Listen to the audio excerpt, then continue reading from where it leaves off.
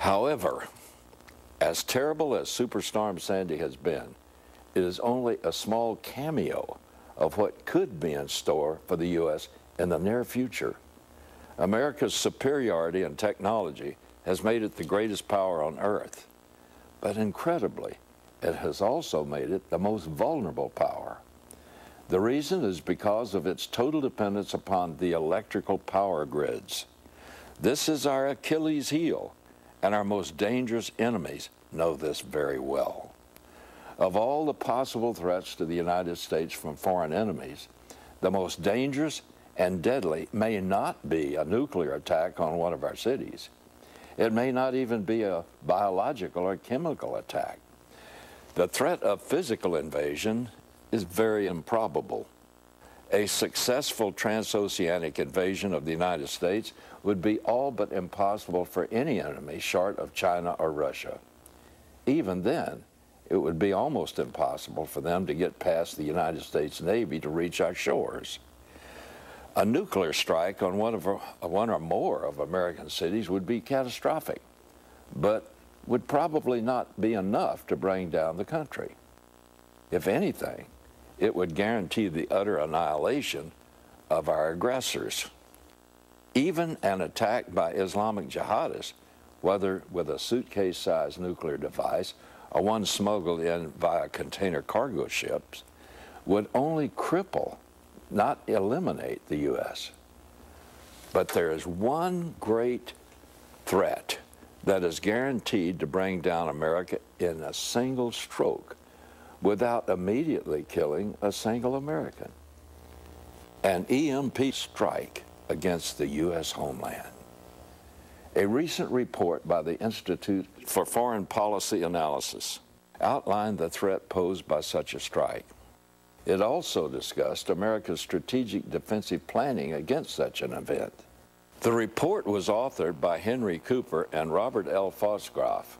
The authors warned that among the threats facing the United States are short-range ballistic missiles launched from vessels such as freighters, tankers, or container ships off our shores to detonate a warhead that could have catastrophic electromagnetic pulse, or EMP, consequences for the United States. Simply put, even a small atomic explosion in the upper atmosphere would emit a tremendous electromagnetic pulse. That pulse would be picked up on electrical systems and grids, transported through those lines, and literally fry anything attached to those transmission lines. That would include electrical devices, electronic devices, computer systems, automotive and aviation electrical systems, and more. The report said an EMP attack would be carried out within 5 minutes by missiles fired from non-military ships near U.S. coasts. The close proximity of the attack would make countermeasures virtually impossible, since there would be almost no time for an effective response. Through such a strike, we could be put back into a pre-industrial economy facing possibly irreversible societal breakdown. The strategy involves the detonation of a nuclear device anywhere from 25 to 300 miles above the United States, with devastating consequences. Several years ago, Iran tested a short-range ballistic missile in a way that indicated an interest in developing an EMP capability. So this threat is not hypothetical. The report continued. It also must be remembered that terrorists might purchase such missiles, even possibly armed with nuclear weapons. A successful EMP attack would be an absolutely devastating blow against the United States, which is heavily dependent on electrical systems for its energy, telecommunications, transportation, banking, medical and manufacturing industries, inventory management, and food processing and distribution capabilities. It would be Superstorm Sandy multiplied many times over. Think of it. Almost all of America's economic and military superiority is due to advanced technology. After a successful EMP attack, electronic and satellite communications would be all but impossible. Command and control would be non-existent. A successful EMP pulse would reduce America's military capabilities to roughly the same weaponry used to fight the First World War. At home, the only food that would be available would be what is grown locally or has been stored. Also, the 3,000 commercial aircraft flights in the air at any given time would be affected, resulting in the aircraft becoming unguided missiles plummeting to the earth out of control and leading to many thousands of fatalities and enormous physical damage. To further highlight the risk, consider that 3/4 of all Americans and American military installations are located within 200 miles of America's coastlines. I'll have more on that in a moment.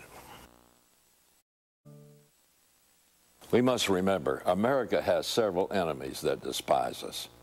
Several enemies that have the means and motivation to launch this catastrophe at any time they feel that is to their advantage. There's one nation in particular that has publicly and repeatedly vowed to obliterate the great Satan, that is, what the Iranians call the United States, and the little Satan, Israel. That nation is Iran. Iran's dictators rabidly believe that they have been raised up by Allah to start a war that will cause the return of their Messiah, the Mahdi. When this war has been started, Islamic prophecy says the Mahdi will appear and lead the Muslim world to victory in a global war that will subjugate all non-Muslims to their control. Now, this is where it gets even more surreal. In the past, the West has always relied on the threat of a swift retaliation and utter destruction to hold our enemies at bay. But in this case, the usual restraints of the fear of being quickly attacked and destroyed in return do not apply. Perversely, the threat of retaliation and destruction is welcomed. You see, this brand of Islam believes that dying as a martyr for the Mahdi's cause is a religious honor that guarantees paradise. That's where Western thinking falls short when it comes to the prospect of a nuclear Iran. What can the West offer to someone in exchange for a guarantee of heaven? What would you trade in exchange for your salvation?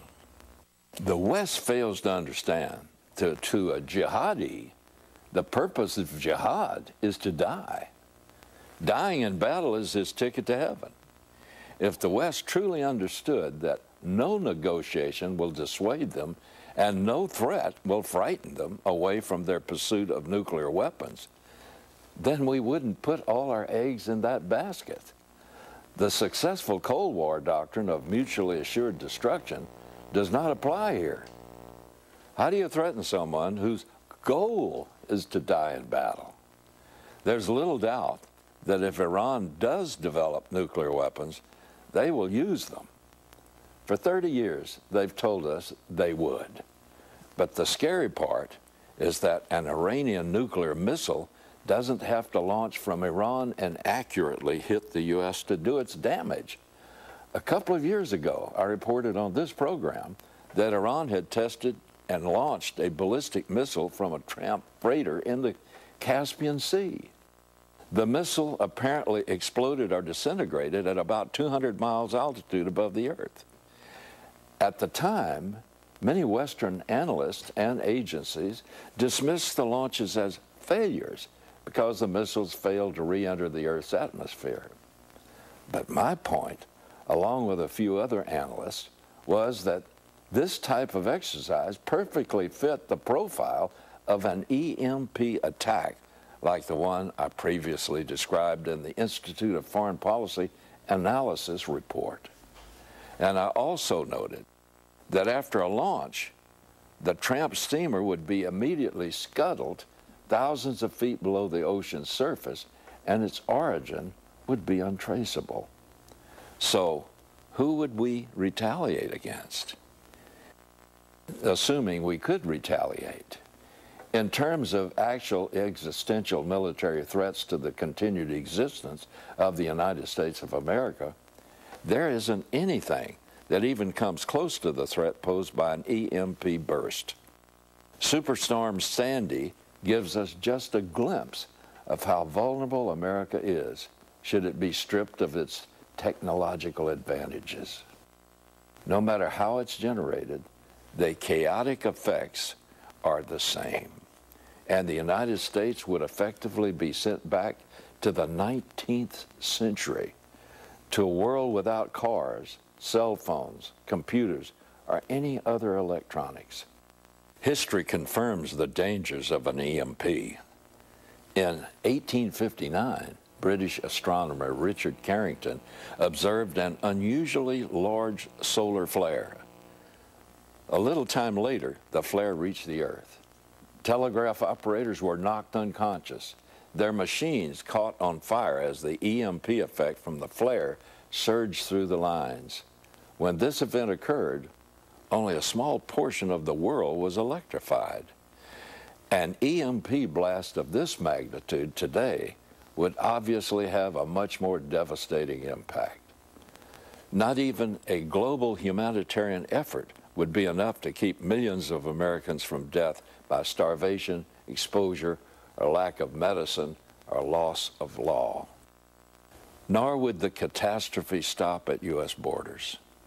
Most of Canada would be devastated too, as its infrastructure is integrated with the U.S. power grids. Without the American economic engine, the world economy would quickly collapse.